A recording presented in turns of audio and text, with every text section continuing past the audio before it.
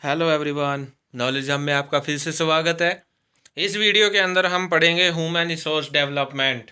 जो कि मैंने बताया था कि ह्यूमन रिसोर्स डेवलपमेंट क्या होता है, जिसमें आप ह्यूमन रिसोर्सेज जो भी आपके एम्प्लॉयज़ होते हैं, जो भी आपके वर्कर्स होते हैं, जिन्हें हम कर्मचारी भी कहते हैं, जो भी आपके मैनेजर होते हैं, उनका हम क्या करते हैं, डेवलपमेंट करते हैं। कैसे डेवलपमेंट करते हैं? उनकी एफिशिएंसी को इंक्रीज़ करते हैं, उनकी वर्क क्वालिटी को इम्प्रूव करते हैं, और उनकी जो नॉलेज है उसको इंक्रीज़ करते हैं, एफिशिएंसी को इंक्रीज़ करते हैं, उनकी स्किल्स है उसमें क्या लेके आते हैं, इम्प्रूवमेंट लेके आते हैं।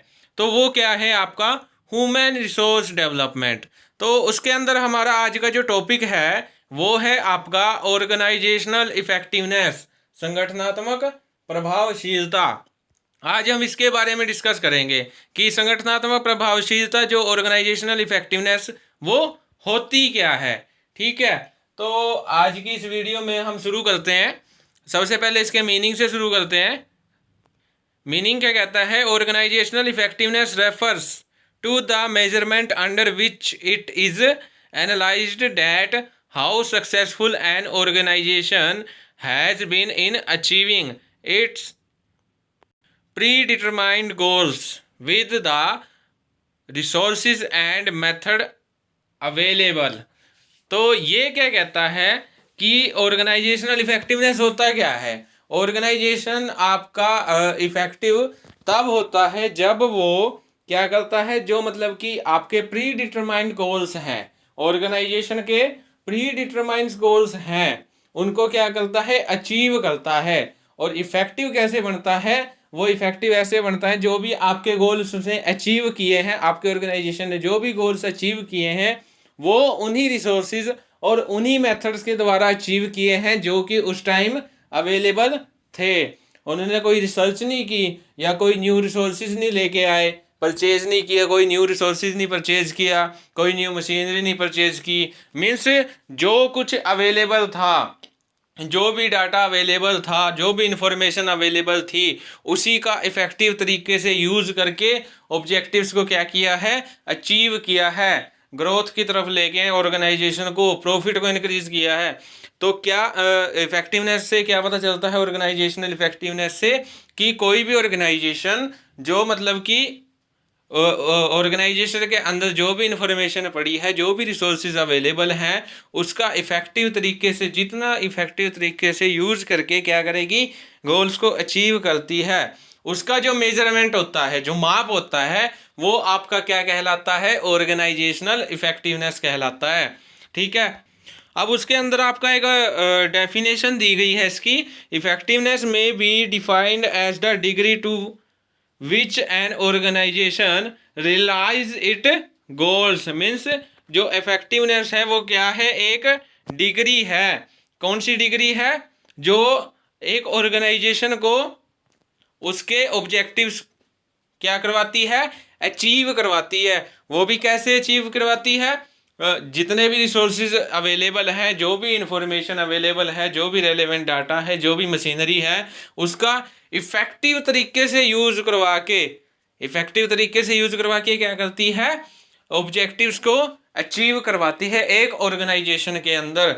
ठीक है, आपके पास रिसोर्सेज वही हैं, ह्यूमन रिसोर्सेज वही हैं, एम्प्लॉय वही हैं, कोई इनको डेवलपमेंट नहीं दिया गया, कुछ नहीं दिया गया। बस उनके पास जो रिसोर्सेज अवेलेबल है वो उसी का इफेक्टिव तरीके से यूज करके क्या करते हैं, ऑर्गेनाइजेशन के ऑब्जेक्टिव्स को अचीव करते हैं। उसकी जो डिग्री होती है, उसका जो माप होता है, वो आपका क्या कहलाता है? ऑर्गेनाइजेशनल इफेक्टिवनेस कहलाता है। तो ये थे आपका ऑर्गेनाइजेशनल इफेक्टिवनेस का मीनिंग, और इसकी एक बेसिक सी डेफिनेशन थी। अब इसके बाद हम करेंगे करेक्टरिस्टिक्स, कि जो ऑर्गेनाइजेशनल इफेक्टिवनेस है उसकी क्या क्या विशेषताएं हो सकती हैं, क्या क्या उसकी करेक्टरिस्टिक हो सकती हैं, फीचर्स कह लीजिए, ठीक है, या नेचर कह लीजिए कि इसका क्या नेचर हो सकता है। अब जो आपका ऑर्गेनाइजेशनल इफेक्टिवनेस की जो फीचर्स दिए गए हैं, जो विशेषताएं दी गई हैं, उसमें फर्स्ट पॉइंट आता है फ्लेक्सिबिलिटी, यानी कि लोचशीलता। अब ऑर्गेनाइजेशन इफेक्टिवनेस में जो फ्लेक्सिबिलिटी होती है उसका इम्पोर्टेंट रोल होता है। क्यों? कि जो आपकी ऑर्गेनाइजेशन है वो कब इफेक्टिव मानी जाएगी? जब वो चेंज एनवायरनमेंट में के अंदर भी खुद में क्या लेके आ सके, चेंज लेके आ सके अकॉर्डिंग टू एनवायरनमेंट। जैसा एनवायरनमेंट है वैसा खुद को बना ले आपकी ऑर्गेनाइजेशन। और उसके लिए क्या होना जरूरी है? फ्लेक्सिबिलिटी होना जरूरी है। तो जो ऑर्गेनाइजेशन इफेक्टिवनेस है वो क्या लेके आती है? इफेक्टिवनेस मतलब उसके साथ साथ क्या लेके आती है? आपकी फ्लेक्सिबिलिटी, लोचशीलता लेके आती है। उसके बाद सेकंड पॉइंट है एक्सेप्टेंस ऑफ मेंबर्स, सदस्यों की सहमति। मीन्स आपने मान लीजिए अगर कोई भी आपका मतलब कि ऑब्जेक्टिव सेट किया है, रूल बनाए हैं, रेगुलेशन बनाए हैं, ठीक है, तो अगर उसके ऊपर जो मतलब कि आपके ऑर्गेनाइजेशन के मेंबर्स हैं, अगर उनकी सहमति है, उनकी एक्सेप्टेंस है, तो वो क्या करेंगे? और भी अच्छे से काम करेंगे, जिससे कि आपका जो ऑर्गेनाइजेशन है वो क्या और भी क्या होगा? इफेक्टिवनेस होगा, इफेक्टिव होगा। तो ऑर्गेनाइजेशन इफेक्टिवनेस क्या कहता है? यदि जो मतलब कि आपके सदस्य हैं, मेंबर्स हैं, वो आपके दिए गए रूल रेगुलेशन और ऑब्जेक्टिव्स को क्या नहीं करते? फॉलो नहीं करते, एक्सेप्ट नहीं करते, तो ऑर्गेनाइजेशन के अंदर मतभेद होने के चांस बढ़ जाते हैं, जिनसे उनके जो मतलब कि आपके एम्प्लॉयज़ होते हैं, मैनेजर्स होते हैं, उनके अच्छे रिलेशंस नहीं बन पाते। ठीक है, उनके बीच में अच्छे रिलेशन बनाना ये किसका काम है? ऑर्गेनाइजेशनल इफेक्टिवनेस का। उसके बाद आपका थर्ड पॉइंट आता है क्वालिटी ऑफ प्रोडक्टिविटी, उत्पादकता की गुणवत्ता। जो मतलब कि प्रोडक्ट क्वालिटी ऑफ प्रोडक्टिविटी होती है वो भी आपकी ऑर्गेनाइजेशनल इफेक्टिवनेस के अंदर ही शामिल की जाती है। क्योंकि उत्पाद जो मतलब कि आपकी प्रोडक्शन की जो मतलब क्वांटिटी है, जो भी आपका प्रोडक्ट है, उसकी जो भी मतलब प्राइस है, वो क्या सब ऑर्गेनाइजेशनल इफेक्टिवनेस पे क्या उसको ऑर्गेनाइजेशनल इफेक्टिवनेस के अंदर क्या किया जाता है? इंक्लूड किया जाता है। आपका ऑर्गेनाइजेशनल इफेक्टिव कब माना जाएगा? अगर जो मतलब कि आपका उत्पाद है, प्रोडक्ट है, अगर उसका प्राइस अच्छा है और जो आपकी प्रोडक्शन है, ठीक है, उसकी जो मात्रा है वो भी अधिक है। उसके बाद फोर्थ पॉइंट आएगा स्टेबिलिटी, स्थिरता। अब ये क्या कहता है कि ऑर्गेनाइजेशनल इफेक्टिवनेस के अंदर स्थिरता, स्टेबिलिटी को भी शामिल किया जाता है। क्योंकि कुछ चेंज ऐसे आते हैं एनवायरनमेंट के अंदर जिसमें पेशेंस रखना जरूरी होता है। ठीक है, अगर मतलब कि ये जो गुण है वो आपकी ऑर्गेनाइजेशन के अंदर है, स्टेबिलिटी, स्थिरता मीन्स पेशेंस रखना, तो आपकी ऑर्गेनाइजेशन क्या मानी जाएगी? इफेक्टिव मानी जाएगी। उसके बाद फिफ्थ पॉइंट आता है हाई मोरालिटी, उच्च मनोबल। अब ये क्या कहता है कि जो आपके एम्प्लॉयज़ हैं उनका जो मनोबल है, उनका जो उनकी जो मोरालिटी है वो क्या होनी चाहिए? हाई। अगर वो अपने काम के प्रति क्या है? ऑनेस्ट है, मीन्स जागरूक है, अवेयर है कि उनको ये काम करना है। ठीक है, तो जो मतलब कि आपकी जो ऑर्गेनाइजेशन है वो क्या मानी जाएगी? इफेक्टिव मानी जाएगी। इसी से मिलता जुलता पॉइंट नेक्स्ट आता है मोटिवेशन। Motivation means अभिप्रेरणा। अगर आपके जो एम्प्लॉई हैं वो मोटिवेट है, काम करने के लिए तैयार है पूरे तरीके से, वो फुल मोटिवेशन में है, उनको अच्छे तरीके से मोटिवेट किया गया है, या वो एक दूसरे को सीख के मोटिवेट हो चुके हैं, ठीक है, और वो किसी भी काम को करने के लिए तैयार हैं, तो वो क्या करेंगे? और भी इफेक्टिव तरीके से उस काम को करेंगे, जिससे कि आपकी ऑर्गेनाइजेशन क्या मानी जाएगी? इफेक्टिव मानी जाएगी। उसके बाद आएगा कॉस्ट इफेक्टिव, लागत प्रभावी। मीन्स हमने क्या पढ़ा है ऑर्गेनाइजेशन इफेक्टिवनेस में? क्या पढ़ा है कि जितने भी आपके पास रिसोर्सेज अवेलेबल होते हैं हम उसी में क्या करते हैं? ऑब्जेक्टिव्स को अचीव करते हैं। कोई रिक्रूटमेंट नहीं करते, कोई ट्रेनिंग नहीं देते, कोई मशीनरी नहीं परचेज करते, तो इससे क्या होती है? जो कॉस्ट होती है वो भी क्या होती है? रिड्यूस होती है, कम हो जाती है। ठीक है, उसके बाद क्या है? मेजरमेंट। ऑर्गेनाइजेशनल इफेक्टिवनेस क्या है? एक मेजरमेंट है। किसका? कि जो आपके ऑब्जेक्टिव्स हैं आप उनको कितने अच्छे तरीके से अवेलेबल रिसोर्सेज मेथड के अकॉर्डिंग अचीव करते हो, तो ये क्या है? एक मेजरमेंट माना जाता है ऑर्गेनाइजेशनल इफेक्टिवनेस। तो ये आपकी कुछ करेक्टरिस्टिक्स थी जो ऑर्गेनाइजेशनल इफेक्टिवनेस की दी गई है, कुछ करेक्टरिस्टिक्स। अब करेक्टरिस्टिक्स को पढ़ने के बाद अब इसके आते हैं ऑब्जेक्टिव्स। कि जो आपका ऑर्गेनाइजेशनल इफेक्टिवनेस है उसके क्या क्या ऑब्जेक्टिव्स हैं, क्या क्या उसके महत्व हैं, या क्या उसकी नीड है, क्या उसका इम्पोर्टेंस है। ठीक है, तो इसमें फर्स्ट पॉइंट आपका आता है डेवलपिंग डिसीजन पावर। ये क्या कहता है कि जो मतलब कि ऑर्गेनाइजेशनल इफेक्टिवनेस है उसका फर्स्ट पॉइंट ये कहता है कि वो आपके जो मतलब ऑर्गेनाइजेशन है उसके एम्प्लॉयज़ को इतना सक्षम बनाना चाहता है, इतना एबल बनाना चाहता है, लाइबल बनाना चाहता है कि वो अपने डिसीजन खुद ले सकें, उनको डिसीजन लेने में कोई प्रॉब्लम ना आए। ठीक है, वो उनमें क्या करना चाहता है, जो डिसीजन पावर है उसका डेवलपमेंट करना चाहता है। उसके बाद सेकंड पॉइंट आता है इफेक्टिव वर्क ग्रुप।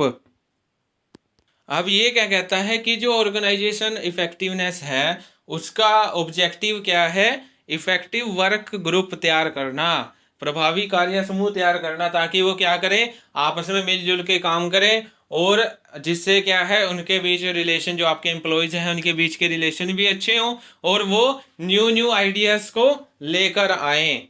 ठीक है, क्यों, आपस में वो डिस्कशन करेंगे जिससे क्या होंगे, न्यू न्यू आइडियाज़ जनरेट होंगे। उसके बाद आपका थर्ड पॉइंट आता है सेल्फ ऑर्गेनाइज्ड सिस्टम, स्वयं संगठित प्रणाली। तो ये क्या कहता है कि यदि आपके ऑर्गेनाइजेशन, जो भी आपका ऑर्गेनाइजेशन है, अगर उसको इफेक्टिव बनाना है तो क्या करना पड़ेगा, अपनी ही क्या करनी पड़ेगी, रूल रेगुलेशंस, कुछ ऐसी पॉलिसीज तैयार करनी पड़ेंगी, एक सिस्टम तैयार करना पड़ेगा जिससे कि आप क्या कर सकें, एक अच्छा नेटवर्क, हाई नेटवर्क क्या कर सकें, प्रिपेयर कर सकें, जिससे कि आप प्रॉफिट को भी इंक्रीज कर सकें, जो भी आपके ऑब्जेक्टिव्स हैं उनको भी आसानी से अचीव कर सके। तो उसके बाद फोर्थ पॉइंट आपका आता है लर्निंग, सीखना। लर्निंग पॉइंट क्या कहता है कि जो आपकी ऑर्गेनाइजेशन है वो तब इफेक्टिव बनती है जब जो मतलब कि टेक्नोलॉजी है, जो भी टेक्नोलॉजी चेंज आ रही है उसके अकॉर्डिंग क्या है, जो आपके एम्प्लॉयज़ हैं उनको कॉन्टीन्यूटी में सिखाया जाए, उनको कॉन्टीन्यूस लर्निंग करवाया जाए कि न्यू टेक्नोलॉजी आएगी, ये सीखना है, ये सीखना है, न्यू टेक्नोलॉजी के बारे में सिखाया जाए, उनको एजुकेशन दी जाए कि इसका कैसे यूज़ होगा। ठीक है, तो वो आपका लर्निंग के अंदर आता है। उसके बाद फिफ्थ पॉइंट आता है objectives related to human factor. अब मतलब कि जो एक ऑर्गेनाइजेशन है उसके अंदर मेन रोल किसका होता है, ह्यूमन रिसोर्सेज का होता है। ठीक है, तो ये क्या कहते हैं कि जो मतलब कि ऑब्जेक्टिव्स हैं वो ऐसे सेट किए जाते हैं जिससे कि जो भी आपके पास अवेलेबल ह्यूमन रिसोर्सेज हैं वो उसको आसानी से क्या कर सकें, अचीव कर सकें। ये आपके ऑर्गेनाइजेशनल इफेक्टिवनेस का एक ऑब्जेक्टिव माना जाता है। उसके बाद सिक्स्थ पॉइंट आता है selection and placement of employees. अब ये पॉइंट क्या कहता है कि ऑर्गेनाइजेशनल इफेक्टिवनेस का जो ऑब्जेक्टिव होता है वो होता है selection and placement of employees.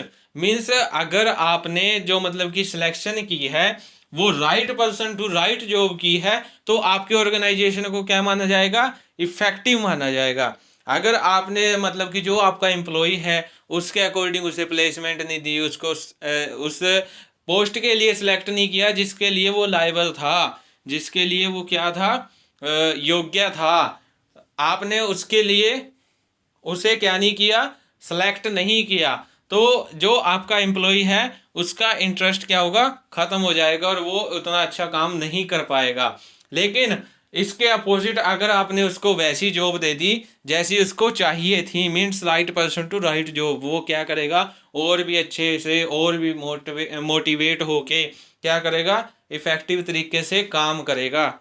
ठीक है, उसके बाद सेवन्थ पॉइंट आता है effective utilisation of resources. Means organisational effectiveness क्या बनाती है, जो जितने भी आपके रिसोर्सेज हैं, ह्यूमन रिसोर्सेज हैं, उनका क्या करती है, इफेक्टिव यूज़ करती है।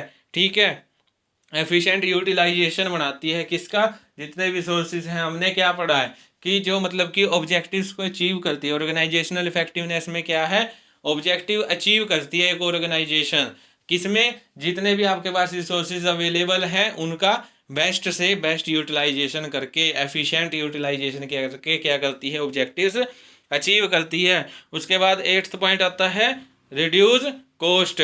अब हमने क्या पढ़ा है कि जो मतलब कि ऑर्गेनाइजेशन इफेक्टिवनेस है उसके अंदर सिर्फ हम उतने ही रिसोर्सेज का यूज़ करते हैं जितने कि हमारे पास अवेलेबल होते हैं। ठीक है, हम कोई न्यू मशीनरी नहीं परचेज करते, ठीक है, ना अलग से कोई ट्रेनिंग देते हैं, न्यू रिक्रूटमेंट नहीं करते, जिससे क्या होता है कोई भी ट्रेनिंग प्रोग्राम नहीं करते। इससे क्या होता है कि जो आपकी कॉस्ट है वो क्या होती है, रिड्यूस होती है, कम होती है। ठीक है, और जो न्यू एम्प्लॉयज़ आते हैं उनको सिखाने का डर भी नहीं, भाई इनको रूल रेगुलेशन के बारे में बताना पड़ेगा क्योंकि रिक्रूटमेंट ही नहीं हो रही है।